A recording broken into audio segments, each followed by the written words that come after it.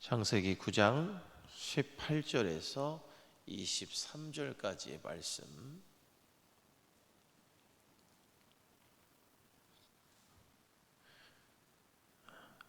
교독하겠습니다. 방주에서 나온 노아의 아들들은 셈과 함과 야벳이며 함은 가나안의 아버지라.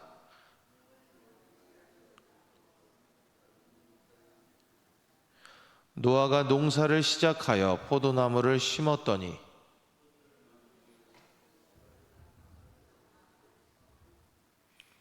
가나안의 아버지 함이 그의 아버지의 하체를 보고 밖으로 나가서 그의 두 형제에게 알림해 셈과 야벳이 옷을 가져다가 자기들의 어깨에 메고 뒷걸음쳐 들어가서 그들의 아버지의 하체를 덮었으며 그들이 얼굴을 돌이키고 그들의 아버지의 하체를 보지 아니하였더라. 아멘. 할렐루야. 오늘도 예배로 하루를 시작하는 사랑하는 성도님들의 삶에 하나님께서 주시는 크신 은혜가 함께 하시기를 주님의 이름으로 축원합니다. 모든 사람이 다 그런 거는 아닐 거예요. 그런데 많은 사람들이 대부분 생각하기에 내 삶이 조금 완벽했으면 좋겠다. 나는 좀 완벽한 삶을 살아갔으면 좋겠다. 그런 생각을 적어도 한 번쯤은 하지 않을까 생각합니다. 그래서 사람들이 어떻게 하면 일을 완벽하게 할 수 있을까? 어떻게 하면 나의 가정 생활을 완벽하게 해나갈 수 있을까? 그리고 궁극적으로는 나라고 하는 사람이 얼마나 완성도 있는 그런 삶을 살아갈 수 있을까 고민하게 됩니다.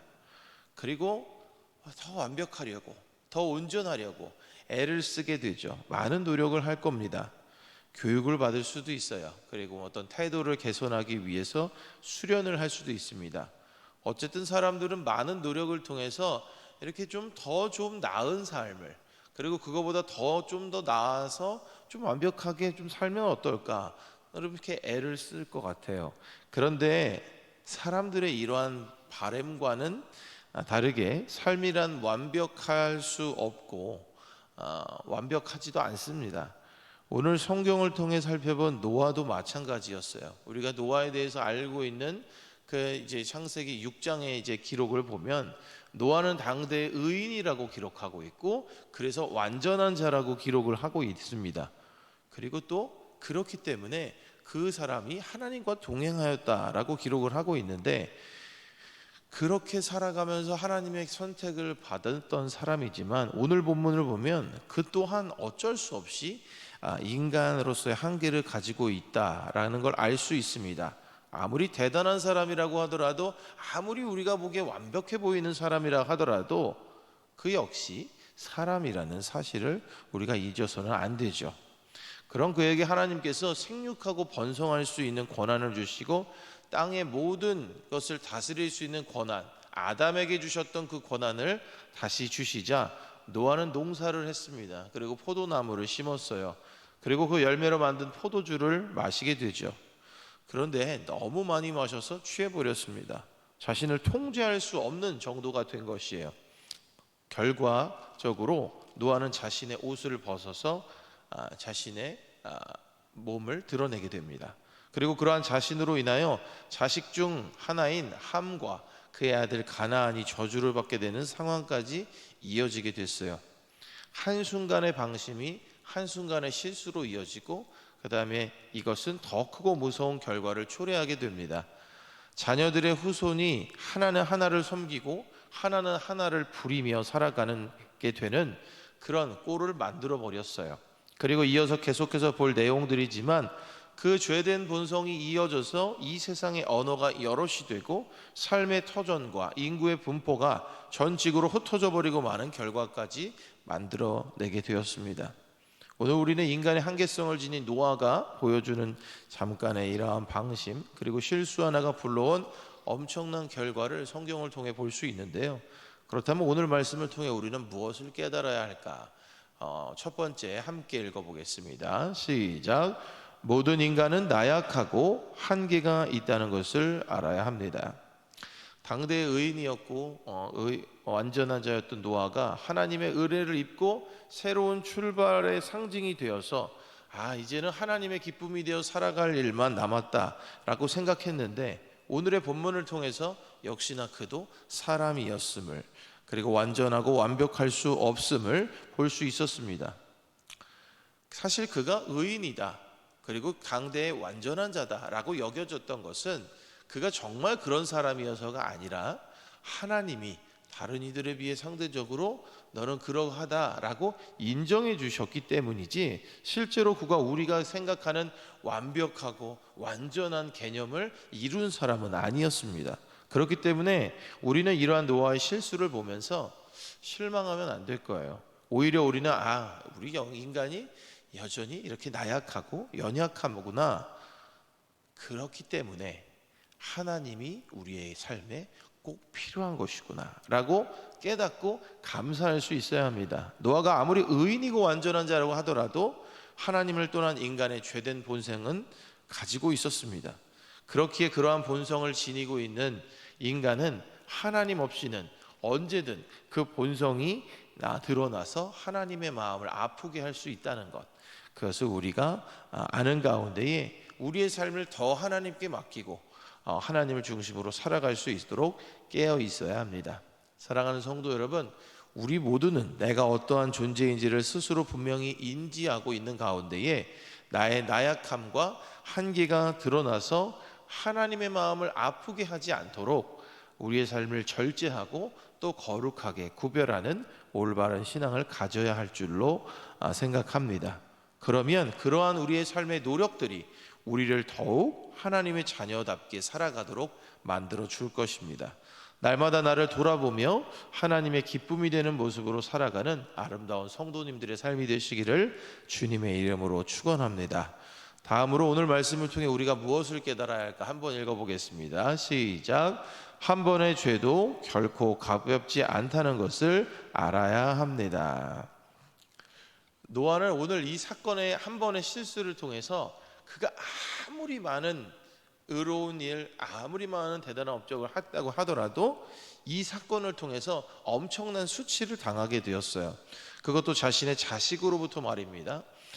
노아의 아들 함이 있었죠. 함이 아버지의 하체를 보았다라고 성경을 기록하고 있는데, 그 원어는 그 아버지의 하체를 아주 유심히 지켜보고 호기심을 가지고 그것에 관심을 보였다는 말입니다. 여기서의 호기심은 그게 무엇일까 이런 수준의 것이 아니라 아주 성적인 호기심과 관심을 가지고 보았다는 의미예요. 단순히 하체를 드러내 보여 아버지로서의 권위가 땅에 떨어진 것은 물론이고 그 아들에게 또 다른 죄를 지을 수 있는 악한 동기까지 만들어준 겁니다. 노아의 이 작은 실수 한 번의 죄가 있어서 그 아들 함에게 어떤 영향을 줬냐면, 화면에 좀 띄워주시죠, 내용을. 네. 첫 번째로는 부모의 공경을 실천하지 못하도록 방해한 겁니다. 부모의 권위가 떨어졌어요. 그리고 하나님께서 기뻐하시지 않는 성적인 타락의 동기를 마련한 겁니다. 그러니까 내 한 번의 실수, 작은 실수가 그냥 한 실수에서 끝나는 것이 아니라 그 자녀에게도 하나님을 떠나게 되는 그 엄청난 동기를 마련한 거죠. 이처럼 우리는 작은 죄도 결코 가볍지 않다는 것을 깨달아야 하는데요. 우리는 그 작은 죄가 더 큰 죄로 번지게 되어 영적으로 크게 타락할 수 있음을 알아야 합니다. 결국 이 일로 인해서 함은 아버지의 저주를 받게 되고 그의 아들 가나안까지 저주를 받게 되면서 어떤 삶을 살아가냐면, 한 번 죄를 짓고 끝나는 것이 아니라 계속해서 함과 가나안 그 자손들은 하나님의 마음을 아프게 하고 하나님의 일을 방해하는 그런 삶을 살아가게 돼요. 대표적인 예가 뭐냐면, 이제 계속해서 살펴보겠지만 11장에 있는 바벨탑 사건이 그 함의 후손으로 통해서 일어난 사건이고, 소돔과 고모라라고 하는 그 도시가 타락하고 멸망했는데 그 도시도 함의 자손들이 정착해 살던 곳입니다. 그리고 우리가 잘 알고 있는 가나안 민족들, 그들도 함의 자손이었던 거죠. 그들이 우상 숭배를 하는 것들, 그런 걸 들 수 있어요. 사랑하는 성도 여러분, 죄라는 게 이렇게 무섭습니다. 나를 더럽히고 내가 하나님의 마음을 아프게 할 뿐만 아니라 나의 죄로 인해서 다른 이들이 더럽혀지고 다른 이들도 하나님 뜻대로 살아가지 못하게 할 수 있는 악한 동기를 만들어내기 때문이에요.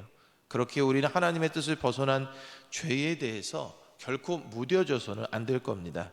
날마다 깨어있기를 위해 기도하고, 또 그럼에도 불구하고 우리가 넘어질 수 있는 존재라고 하는 걸 인식하는 가운데에 주님의 보혈로 우리를 깨끗하게 씻고 온전하게 되기 위해서 늘 회개하고 늘 돌이키는 삶의 자세가 필요할 걸로 생각합니다. 죄를 가볍게 여기지 않고 죄를 짓지 않기 위해서 우리의 삶을 하나님 중심으로 살아가기 위해서 그렇게 노력하는 가운데 하나님의 기쁨이 되는 삶을 살아가시는 사랑하는 성도님들이 되시기를 주님의 이름으로 축원합니다. 오늘도 우리는 주일을 맞이해서 귀한 하루를 살아가게 되는데요.